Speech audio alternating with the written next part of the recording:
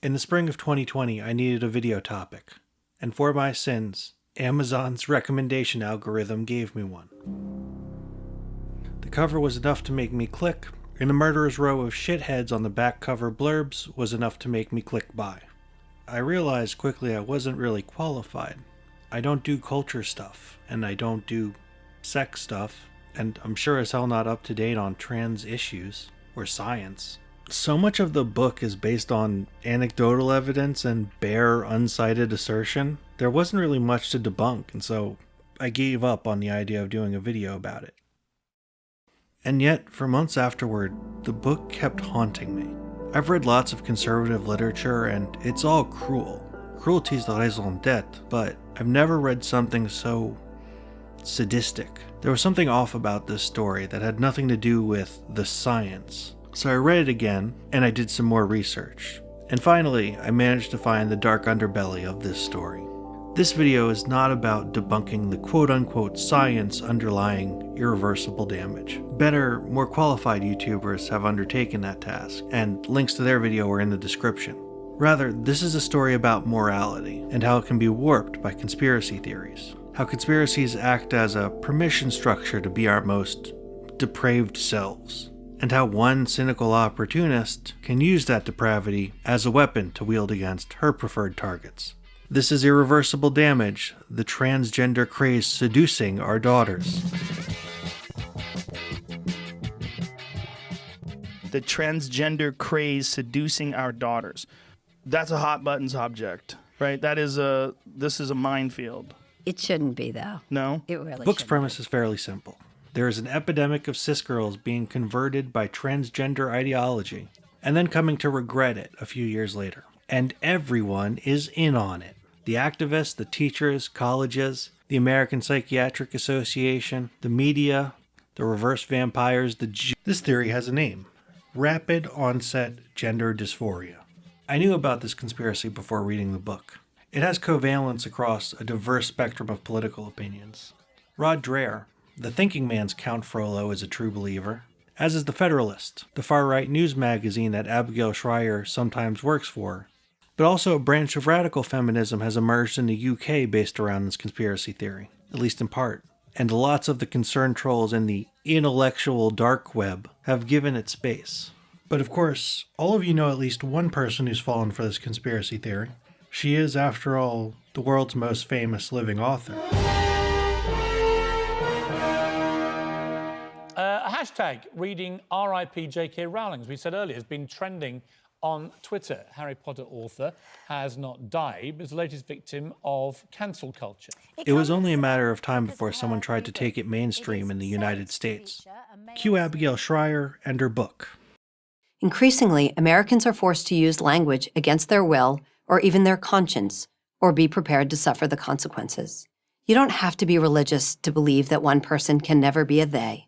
If gender activists prevail, we may be left with a world we neither recognize nor like very much. We won't be able to communicate our displeasure. We will have lost the words. I'm Abigail Shrier for Prager University. Shrier paints a demented and fanciful picture of the social world teens live in, where being cis is so terrible and being trans is so glorified that girls feel they have no choice but to say they are trans, and are immediately and irrevocably put on a path towards getting their boobs hacked off and their uteri torn out.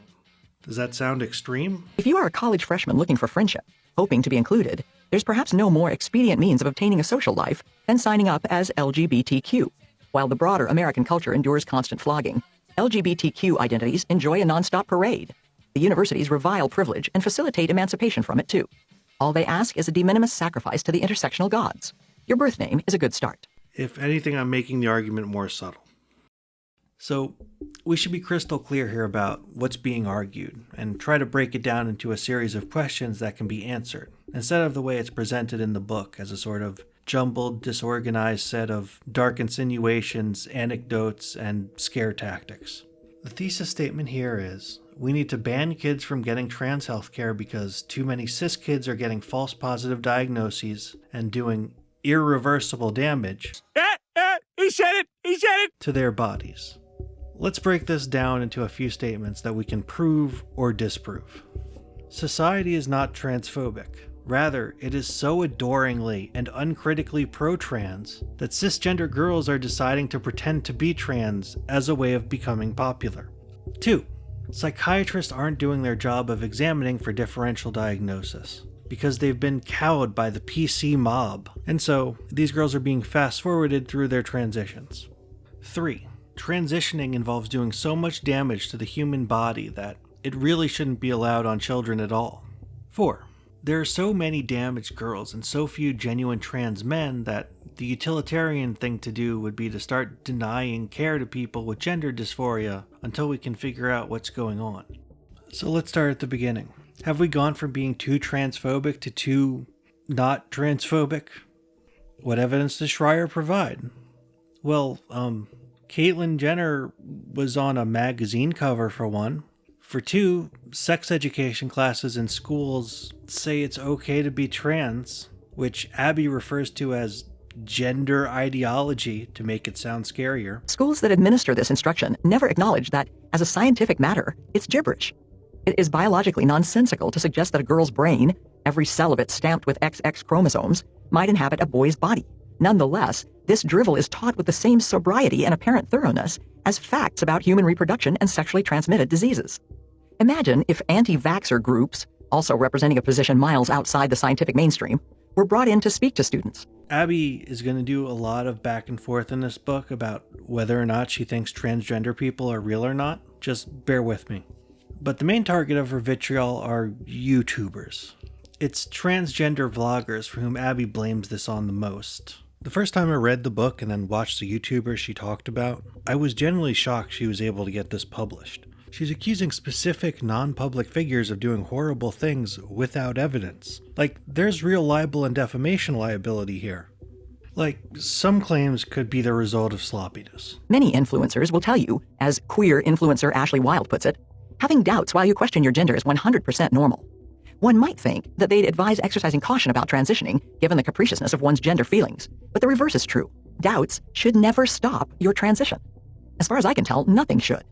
So, I managed to track down this video. Having doubts while you question your gender is 100% normal. One might think that they'd advise exercising caution about transitioning. 1 minute, 37 seconds later. My last piece of advice, wait it out. You can't know how you will behave in a situation that you've never been in. You can't know what will be comfortable for you if you've never tried it.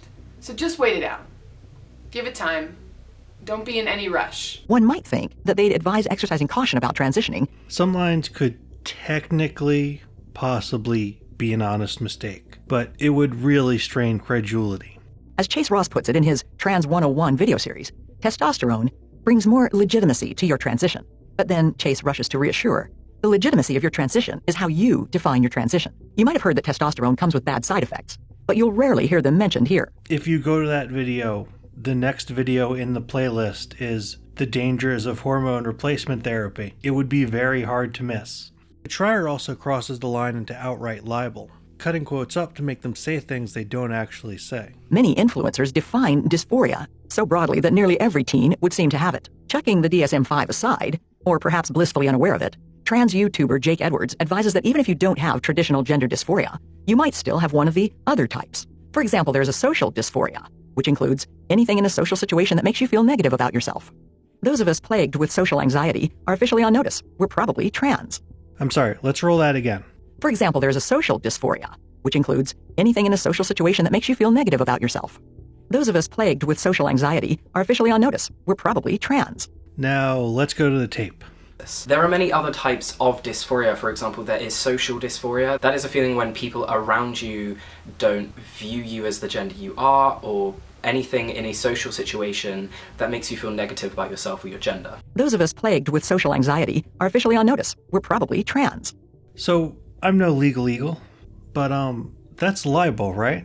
Like, even if you assume a YouTuber getting 30,000 views makes them a public figure, which it doesn't, trust me, you can't not know what you're doing when you edit a quote that way. Like, that's actual malice. And to be clear, what Edwards is describing is in the DSM. But Abigail's main tactic is the pronoun game. When she can't find evidence of actual mainstream social media accounts saying you should lie to your therapist, she instead resorts to random anonymous Reddit comments. And then to tie them together, she just goes on for the rest of the chapter using the word they. Many of them peddle misinformation, outright medical falsehoods, and just bad advice. They extol the glories of testosterone as if it were a protein shake, not a Schedule III controlled substance. They enthuse over double mastectomies as if they were of no more significance than a haircut. Who's they? I don't know. All we know is she definitely means more than one person. You don't have to be religious to believe that one person can never be a they. On top of lying about what they say, she also feels the need to grade their looks. Jet Taylor is, like his name, hot. Recalls that cute boy in your freshman dorm with the tousled auburn hair. His face bears a smattering of acne, another side effect of the testosterone. The trans equivalent of battle scars. A soft-faced, bare-cheeked, and mostly female-looking chaste, boyishly adorable, scruffy-jawed Alex. Her elfin adorableness makes her look all of 12. She's in her late 20s, is a natal female with a squeaky voice and a strong Midwestern accent. Cute as a Cupid doll. Looks something like the body of an 8-year-old boy. This is by far one of the most exciting moments of my life. Gushes a still obviously female but trans-identifying YouTuber Elliot James. Elliot tears apart the gray polyethylene envelope, pulls out the cellophane-wrapped binder, dances, tongue-wagging and lightly shrieking. Breasts may be painful reminders of one's birth sex, but apparently shrieking is not. And because the internet knows no shame, Elliot tries it on for our benefit, bearing rose-tattooed arms, struggling a little against the punishing elastic, emitting a string of expletives. Turning sideways, Elliot shows off her flattened physique, a bulldozed version of a woman's profile. Needless to say, these people's real crime is being happy while trans, on camera, where innocent children can see it. That is supposedly the irresistible draw, tricking cis kids into doing testosterone. I'm not convinced. In all the cases described in the book, gender transition was being overseen by a trained professional. Doctors who were adhering to the guidelines set by their respective mainstream professional associations. So in order for this whole transphobe house of cards to stay up, the entirety of psychiatry has to be discredited. Colleges have hired a battalion of mental health counselors. They specialize in things like eating disorders and trauma support, but also sexual and gender identity issues. In fact, it's possible to sign up with a college counselor wanting to talk about, say, depression, and discover that her other expertise is LGBTQ. So you're feeling sad. What could be the source? Spoiler alert, you're probably trans.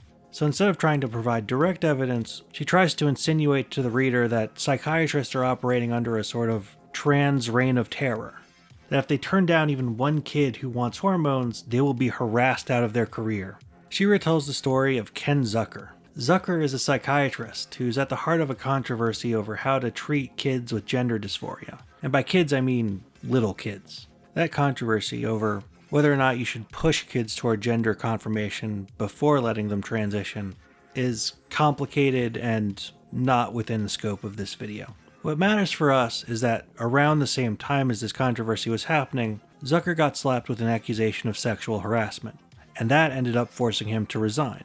Now, Shrier does not outright state that actually this accusation of harassment was entirely fabricated by the trans lobby to punish him for his dissident views, because again, libel laws exist, but she tries very hard to imply it, and thus imply it could happen to any psychiatrist. And as a reward for trying to rehabilitate his career, Zucker lends his authority as a practicing doctor to boost Abigail's book. The W-Path Manual for Dealing with Gender Dysphoria, which is the main authority on how to do affirmative care, still recommends going slow and making sure to dot every I and cross every T before doing medical transition. So if transgender activists are asserting pressure on psychiatrists to rush kids through transition, they're apparently doing it below the radar. Claim 3. There are 5 parts of transitioning that Shrier goes over. Binders, blockers, hormones, top surgery, bottom surgery. The first 2 are easily reversible. The last 2 aren't allowed on minor-aged children. How does Abby try to make all of them sound scary? Nearly every female-to-male guru started her transformation with a binder, a spandex and polyester compression garment that, worn under clothing, effectively flattens breasts. What trans videos like Elliot's rarely mention are the dangerous medical side effects. Fractured or bruised ribs, punctured or collapsed lungs, shortness of breath, back pain, and deformation of the breast tissue are side effects. Broken, perforated lungs? Okay, yeah, fine, you got me there. Boys, if you're wearing your binders so tight, you break all your ribs and give yourself a pneumothorax.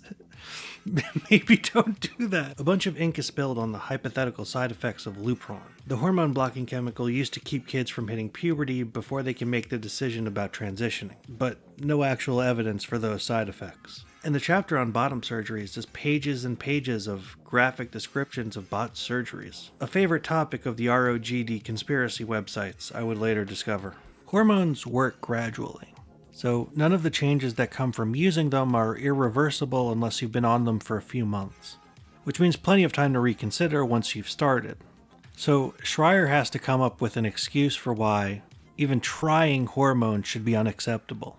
The theory she came up with is that testosterone is a wonder drug. Testosterone suppresses anxiety and even lifts depression. It makes young women bold and unafraid.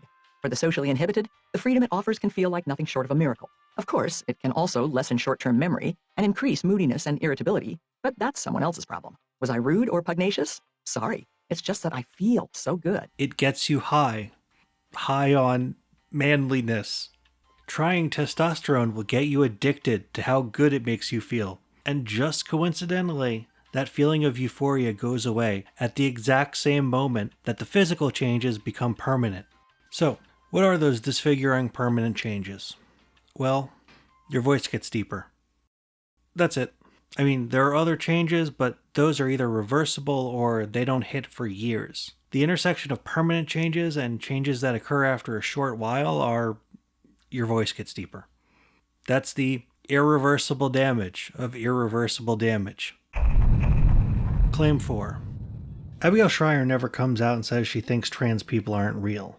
She puts a lot of effort into implying that she believes the opposite in order to boost her credentials as a tolerant, compassionate person. But she insists on misgendering people who she has no reason to think fit into the profile of false positives she's writing about. Tina Brandon renames herself Brandon Tina, chases girls, swigs beer, and joyrides through rural Nebraska dressed as a boy, and mostly passing as one. In fact, the reason she wrote this book is because she was contacted by parents. A reader wrote to me. I write most often for the Wall Street Journal, and a reader wrote to me and she said, listen, I've tried to get every mainstream journalist to pick this up. No one will touch it, but my daughter got caught up in this. What she leaves out is the reason parents contacted her is because she was already known as an anti-trans writer. Totalitarian thinking. It was once completely foreign to America. Not anymore. A decade ago, few people could even tell you what the word transgender meant. Today, expressing the wrong opinion on the issue can cost you your business or job or both. Consider recent state and local actions punishing those who decline to use an individual's pronouns of choice. In 2017, California Governor Jerry Brown signed legislation threatening jail time for healthcare professionals who willfully and repeatedly refuse to use a patient's preferred pronouns. This wasn't a personal issue for me. In fact, it was an issue originally I thought I was going to avoid. What about the vast majority of citizens who hold the biology-based view that chromosomes determine your sex, male or female? This wasn't a personal issue for me. In fact, it was an issue originally I thought I was going to avoid. You don't have to be religious to believe that one person can never be a they. In fact, it was an issue originally I thought I was going to avoid. Sure, Jan. So for Abby, the utilitarian calculus is easy. If even one cis kid is being hurt, it's worth screwing over 1,000 trans kids. But what if we, like the overwhelming scientific consensus, do deign to believe that transgender people exist? How many cis kids would need to be getting hurt in order for the numbers to add up? Abigail never makes a claim about how many kids she thinks are getting sucked into this craze. She does, however, quote statistics showing a big increase in the number of teens seeking trans medical care. In Britain, the increase is 4,000%, and 3/4 of those referred for gender treatment are girls. A 4,400 increase. Ooh, sounds pretty sus. How many are there now, like 1 million? Oh. Hold on. Let me do a little back-of-the-envelope calculation here. There are about 7.5 million teenagers in the UK. Let's assume a 50-50 gender ratio. So that's 1,800 divided by 3.75 million to get 0.048%. Less than a half of a tenth of 1%. And that's not even a count of people who got hormones. That's just the percentage of people who got referred to be looked at. So how many trans men should there be? The most recent Diagnostic and Statistical Manual, DSM-5, reports an expected incidence of gender dysphoria at 0.002 to 0.003% for natal females.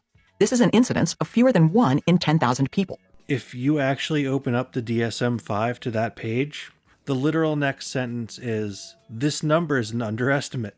That statistic is based on how many people got referrals to hormone clinics in the 90s. So as far as figuring out whether the increase is because of a craze or because of less social stigma and more awareness, using the DSM numbers is basically begging the question. The lowest estimate of self-reporting from years before the alleged craze puts the prevalence at about 0.1%. So 0.20% would imply there are more than twice as many trans people not getting medical care than the maximum number of fake positives. Perhaps it's not surprising that despite this massive epidemic, Abigail could only find 5 credible reports. 5 with an asterisk. Also credible with an asterisk. The spine of irreversible damage is the profiles of 5 girls Abby thinks falls into this new category of fake transgender. We do not get to hear from these kids at all, only the parents. The girls come out as trans. The parents refuse to believe them. This disagreement destroys the relationship, and we are led to blame this on some sort of outside contaminant. A school friend, a counselor, YouTube, college professors, a school assembly, therapists, even DeviantArt. Online, Julie began to visit DeviantArt, an art-sharing website with a large transgender following and a lot of gender ideology in its comments section. You name it. So, what is the damage for these 5 girls? First, there's Lucy, who came out to her parents as a college freshman, took testosterone for only 3 months before quitting it, and it's not even clear if she actually stopped identifying as trans. There's Julie, who wasn't allowed hormones until she was an adult, and didn't get top surgery for a few years later, and she still hasn't desisted. Sally's story starts not with evidence that she's cis, but with special pleading about how the very clear evidence she was trans shouldn't count. She went through a very short period when she was 4 or 5 of wanting to be a boy. And we thought that was very much of a piece with having these older brothers. And she cut her own hair with scissors. Sally didn't come out until she was a junior in college, and her desistance is questionable. Joanna came out to her parents at 17, but again, she didn't start transitioning until she was an adult, and she still hasn't desisted. Gayatri desisted before starting hormones. That's the end of the story. Why is this story even here? Maddie's the only kid in the book who actually transitioned at a young age. He transitioned before trans identity allegedly became trendy. As far as I can tell from the book, he's still happily living as a man. His mom, Catherine, on the other hand, is a harrowing story of internet radicalization and how it destroys families. Catherine Cave is often accused of being a transphobe. In truth, had she been less indulgent of her daughter's gender exploration, the last 7 years of her life might have been easier, and she approached her daughter's announcement with a strikingly open mind. Spoiler alert, she wasn't actually that open-minded. Catherine didn't quite know what to make of her daughter's self-assessment.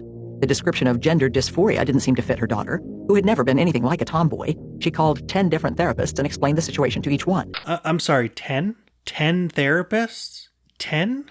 After you got the 8th second opinion, you were like, 9th time's the charm. All of the therapists said the same thing to me. They said, at this age, kids know who they are. If Maddie thought she might be transgender, then by definition, she was. That explanation didn't feel right to Catherine. Her daughter just didn't seem like a boy trapped in a girl's body. She then admits to eavesdropping on her son's therapy sessions and deciding that because the therapist wasn't actively trying to dissuade her son from becoming a man, he wasn't doing his job. Catherine searched the internet for an explanation for her daughter's sudden trans identification. Anything that might offer an alternative to the chorus of therapists encouraging her to treat Maddie as a boy. I couldn't find anything that would support my thoughts. The only thing I could find online was anti-gay sort of hateful criticism. Maybe that was the sign, Catherine? She began posting what she had learned on discussion forums about transgender-identified adolescents, Maddie's psychological entrenchment in her boy identity after having been affirmed. Her posts, she says, were deleted, and she was banned from discussion boards. But then, she met like-minded individuals. Catherine's research eventually took her to Transgender Trend, a UK-based website, and Fourth Wave Now, its American counterpart, gender-critical forums for parents who were skeptical of their adolescents' sudden identification as transgender. With the help of sites like Fourth Wave Now, Catherine Cave began to realize that her daughter had become caught in a cultural current, and she wasn't alone. Catherine has apparently devoted herself to this new cause, at the cost of seemingly everything. She continues to work under a pseudonym, and her sense of isolation is keen. She has everybody on her side. I mean, I don't have a leg to stand on. It's taken her home. She moved into the rural South in the hope that that would cure Maddie's dysphoria.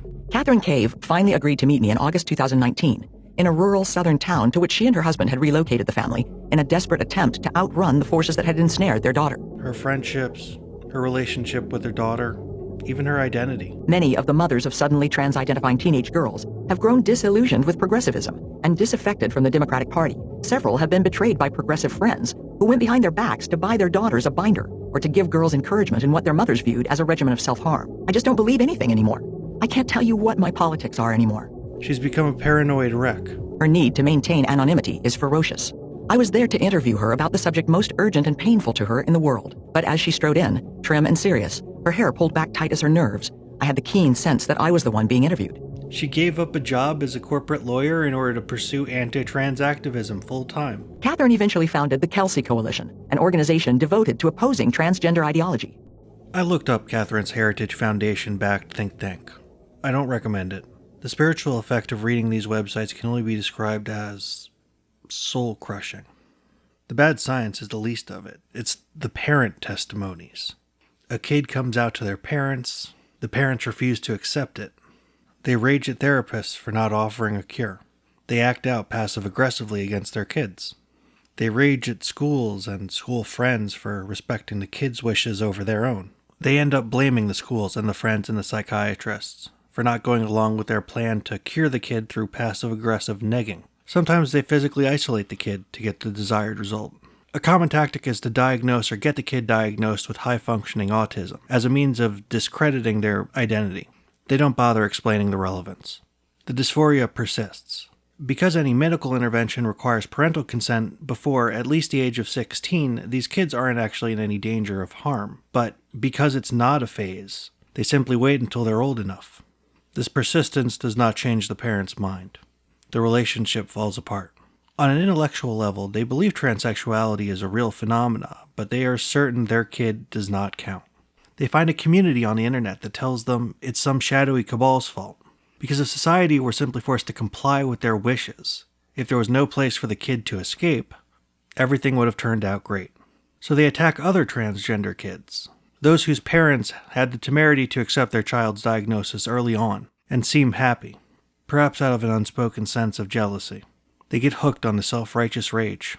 They encourage each other to be crueler and meaner. Abigail encourages parents to be crueler and meaner. She goes out of her way to make sure you know all of these kids' parents are nominally liberal. Mary had always been a political liberal, a PFLAG leader, and a supporter of gay marriage long before it was legal. But Catherine was on the political left. Her mothers are gay Midwesterners. She enthusiastically supported gay marriage long before it was legal anywhere in America. At first, I thought this was to implicitly argue that the problem couldn't possibly be the parents are bigoted, perish the thought. But now, I realize for Abigail, this is a comeuppance. She blames them. Sometimes I wondered whether all this open-mindedness hadn't robbed their daughters of the rebellion they so badly seemed to want. Maybe if they had put up monstrous opposition to, say, their daughters joining the gay-straight alliance in middle school. Maybe if they hadn't been there with a camera and hugs when their daughters wore tux to prom. Maybe if they'd faked horror or moral opprobrium they didn't feel and unleashed a tirade or lecture or fit of exasperation worthy of a John Hughes movie. Maybe their daughters would have declared victory and deemed their war of independence a success. If your kid's dysphoria doesn't go away, it's not because it's real. It's because you weren't hard enough. You might recall that a similar affliction sometimes affects the parents of children with autism. If you believe the MMR vaccine contributed to cause your child's autism, please stand up and raise your hand. Well, now there's a new madness spreading across the planet to parents of trans kids. And here swoops in Abigail Shrier to spread it as far and wide as possible, like a mosquito. There's an epidemic, all right, and it is being spread on the internet. But it's not trans ideology. Now, it's worth pointing out that desistance in these stories might just mean went back in the closet. After all, our only source is the transphobe parent. But even granting that, the overlap in these stories between kids who did anything irreversible and the kids who definitely desisted is zero. Zilch. Nada. So where's the fucking damage? This book is selling a bill of goods. This book is not about transgender adults. That's the first sentence of the book, after the intro story about Lucy. And it's literally a lie. Even if we accept every evidence-free assumption in this book, and we accept the premise that all these girls really are just crazy members of some deviant art-based gender cult. The premise of the book is still based on conflating two different phenomena. ROGD, or rapid onset gender dysphoria, is a theory that teenage girls can become convinced they're trans through peer pressure. By definition, it has nothing to do with the little kids whose parents have to make the actually fraught and difficult decision of whether or not to go through with transition before puberty.